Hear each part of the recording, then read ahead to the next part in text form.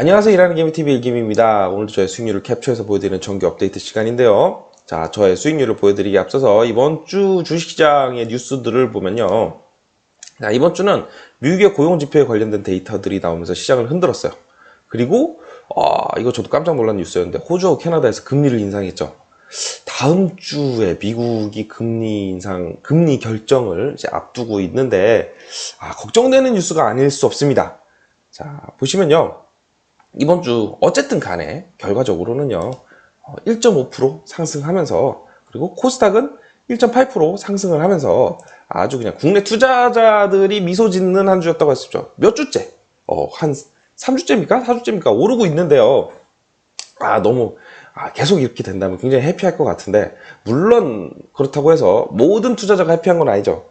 저를 포함해서 제 계좌가 그렇게 마냥 해피할 수 있는 계좌는 아니었습니다. 이번 주가 보시면요. 어쨌든 간에 자세히 보시면 이번 주에도 미국의 고용지표가 발표가 됐는데요. 임금은 기대치보다도, 그리고 전월 대비 내려갔습니다. 그런데 고용자 숫자는 올라가는, 아주 그냥 뭐랄까 고용 면에서 본다면 굉장히 해피한 지수가 나왔어요. 왜냐면 이 임금이 올라가게 되면 물가를 자극합니다. 임금이 올라가게 되면 기업 입장에서는 이제 원가가 올라가는 거기 때문에 물건 가격을 올릴 수밖에 없죠. 그렇게 되면 물가가 오르는데, 이런 임금 상승률은 기대치보다 낮았고요. 하지만 연준 입장에서는 이게 이제 임금이 내려가게 되면, 물론 임금이 내려간 건 아니고 임금의 상승률이 내려가는 거죠. 그렇게 되면 이 경기 침체를 걱정하고 있는 연준 입장에서는 굉장히 걱정되는 일일 텐데, 다행히 고용은 올라갔습니다.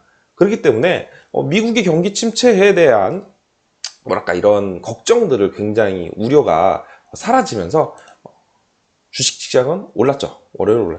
참, 우리나라 고용시장도 아니고요. 미국의 고용시장이 이렇게, 영향을 이렇게 받는데, 물론 이제 우리나라는 수출이 이제 주니까요. 내수보다는 수출의 비중이 높기 때문에, 미국의 이런 경기에 대한 데이터들이 영향을 안 미칠 수가 없죠. 하지만, 그냥 그렇습니다. 왠지 우리나라에 대한 우리나라 경기에 대한 데이터보다 미국에 대한 경기 데이터가 더 영향을 미치는 것 같아서 뭔가 조금 씁쓸한데요. 어쨌든 월요일은 올랐습니다. 올랐는데 목요일 날 저도 깜짝 놀랐어요. 호주하고 캐나다가 금리를 높였습니다. 야, 이거 금리 인상 다 끝난 거 아니야? 라고 생각했던 이제 투자자들 입장에서는 이게 무슨 마른 하늘의 날벼락인가 싶은데, 자, 이렇게 되면 다음 주에 예정되어 있는 미국의 금리 인상이 영향을 안 미칠 수가 없죠. 자, 보시면 캐나다 중앙은행에서는 놀랍게도 강한 소비 지출과 서비스 수요 반등, 그리고 주식 시장의 활기 회복, 달아오른 노동 시장, 뭐 이렇게까지 얘기하면 금리를 안 올릴 수 없죠. 아무튼 간에 이런 상황이 있었기 때문에 금리를 올렸는데, 더 무서운 건 이 얘기죠. 자, 애널리스트들의 말에 의하면 다음 달 추가 인상을 예상한다 라고 얘기를 했습니다. 사실은 이번에 금리 올린 것보다 이 말이 더 무섭죠. 다음 달에도 추가 인상을 할 것 같다. 이 데이터가 나오면서 미국도 금리 동결 가능성이 사실은 80%였는데 60%로 떨어졌대요. 이 얘기는 무슨 얘기입니까? 다음 주에 있을 FOMC 금리 결정에서 오를 수도 있을 것 같아. 이런 확률이 거의 이제 40%가 됐다는 얘기와 다르지 않나? 라는 생각이 들면서 사실 이게 더 걱정되죠. 다음 주 주식시장 사실 걱정됩니다. 되고요. 그래서 이번 주 목요일에 떨어졌죠. 주가 떨어질 수밖에 없죠. 이제 근데 금요일 날 다시 해피한 데이터가 나왔죠. 자, 미국 실업수당 청구 건수가 늘어났답니다. 웃기죠? 분명히 월요일에만 해도 고용이 늘어났대요. 고용이 늘어났는데 실업수당 청구 건수는 또 늘어났대. 이게 무슨 얘기입니까? 취직된 사람도 많은데 잘린 사람도 많았다. 뭐 이런 얘기인데, 어쨌든 그렇다고 해서 미국의 고용시장이 본격적으로 식어가고 있다고 해석하기는 이르다. 왜냐? 실업률도 3.7%밖에 안 된다. 실업률 3.7%는 굉장히 낮은 실업률이죠. 거의 자연 실업률에 가깝기 때문에 일하고 싶은 사람은 또 거의 다 일하고, 데이터가 이상해요. 그죠? 일하고 싶은 사람은 거의 다 일하고 있다라고 말할 수 있는 실업률이기 때문에. 자, 어쨌든 간에, 웃긴 건, 안 좋은 데이터잖아요, 사실은. 실업 건수가 올랐다라고 안 좋은 데이터인데, 이렇게 되면 미국의 금리가 조금 금리 인상이 힘들지 않나라는 판단을 하면서 주가가 또 올랐습니다. 아니, 자 봐요.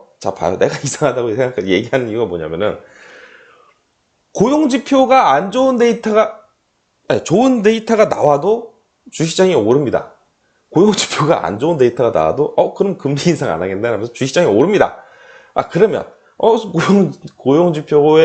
고용지표에 대한 얘기가, 안 좋은 얘기가 나와도 오르고 좋은 얘기가 나와도 오른다는 얘기는, 고용지표가 나오면 그냥 오르네. 웃기죠? 자, 저는 참 데이터는 역시 뉴스는 해석하기 나름이다라는 거를 한 번 더 보여주는 그런 한 주가 아니었나라고 생각을 합니다. 그래서 이제 제 계좌를 보자면, 아까도 말씀드렸듯이, 자, 보시면은 이게 지난주 데이터예요. 지난주 계좌예요. 자, 1000만 원이 넘어갔죠. 1041만 어쩌고저쩌고 넘어가고, 이번 주는 990만 5만, 이렇게 되는데, 어쨌든 마이너스 82,190원 나왔습니다. 주식시장은 이럴 때가 가장 속상합니다. 주식시장은 올랐는데, 제 계좌는 내려갔죠. 내려갔는데, 보시면은 원인이 있죠. 이제 코스닥 인버스를 제가 쥐고 있었으니까. 아까 코스닥 1.8% 상승했다 그랬죠? 코스닥 인버스를 쥐고 있는 사람 입장에서 코스닥이 저렇게 올라주면, 버티기 힘들죠. 결국 팔았습니다. 못 버티고 팔았어요. 분명히 이걸 살 때는 저희 나름대로 굉장히 논리가 당연히 있었는데, 시장이 이렇게 가기 시작하면 뭐 그 논리가 버틸 수가 없죠. 그래서 팔았는데, 팔 때 그냥 팔았다기보다는 이제 보시면, 이렇게 팔았습니다. 6월 7일 날, 그래도 나름 이제 물타기 하겠다고 307주 샀죠. 가진 돈 다 털어서 샀습니다. 가진 돈 다 털어서 샀고, 6월 8일 날, 약간의 아주 수익. 자, 3,950원에 샀는데 3,965원에 팔았죠. 이제 약간의 수익을 보면서, 결국엔 팔았습니다. 팔았고, 그리고 저의 그 계좌의 마이너스에, 요즘 제 계좌에 플러스 때도 그렇고 마이너스 때도 그렇고 상당 부분은 이제 이 부분이 이제 영향을 미치는데 뭐냐면, 쿠팡이 영향을 미칩니다. 쿠팡이 빠졌어요. 쿠팡이 빠지면서 51,000원에서 플러스 51,000원에서 마이너스 21,000원, 거의 뭐 7만 원? 마이너스 7만. 아까 제 계좌가 마이너스 8만 얼마였는데 마이너스 7만 원이 여기서 나왔죠. 여기서 7만 원이 나왔기 때문에. 근데 뭐 쿠팡은 제가 누누이 말씀드리지만 장기 투자입니다. 오를 거라고 거의 확신을 하고 산 계좌이기 때문에 걱정은 하지 않아요. 걱정하지 않고, 이제 해외 계좌에서 이제 눈에 띄는 점을 하나 살펴보자면, 이제 월트 디즈니를 한 주 샀죠. 한 주가 비싸요. 한 주가 비싸긴 한데, 이거는 이제 앞에서 샀던 엔비디아나 넷플릭스처럼 단기 투자로 산 게 아니고, 디즈니도 장기 투자로 샀습니다. 장기 투자를 할 계획으로 샀습니다. 왜 장기 투자를 할 거냐고 얘기를 한다면, 이제 월요일에 이제 올라갈 영상을 보시면은, 이제 왜 제가 디즈니를 샀는지에 대한 영상을 추가로 올릴 겁니다. 올릴 거니까 한번 봐주시고요. 자, 다음 주 주시장은 아까도 얘기했듯이 미국의 금리 인상이 아니죠. 자꾸 제가 이제 앞에 금리 요즘 이제 인상에 대한 얘기 자꾸 나오니까 금리 인상이라는 얘기를 하는데, 금리 결정이 있습니다. 다음 주 15일 날, 6월 15일 날 금리 결정이 예정돼 있는데, 요즘 자꾸 분명히 이제 지난달만 해도 이제 동결할 것 같은 얘기를 했었는데, 요즘 금리 인상에 대한 얘기가 자꾸 나오죠. 미국, 캐나다도 금리 인상을 했다고 하고. 근데 이건 여기부터 제 개인적인 생각입니다. 제가 만약에 파월 형님이고 위원이라면, 금리 결정할 수 있는 이제 위원이라면 이런 생각을 할 것 같아요. 요즘 고용에 대한 데이터들이 자꾸 나오는데, 좋은 데이터가 나올 때도 있고 나쁜 데이터가 나올 때도 있습니다. 그렇기 때문에 금리를 결정해야 되는 입장에서는 애매하다는 생각을 할 것 같아요. 이거 조금 이제 경기 침체에 대한 우려를 해야 되기 때문에, 이번 한 주는 지켜보는 한 주가 되지 않을까. 섣불리 올리기에는 뭔가 좀 많이 부담스럽다.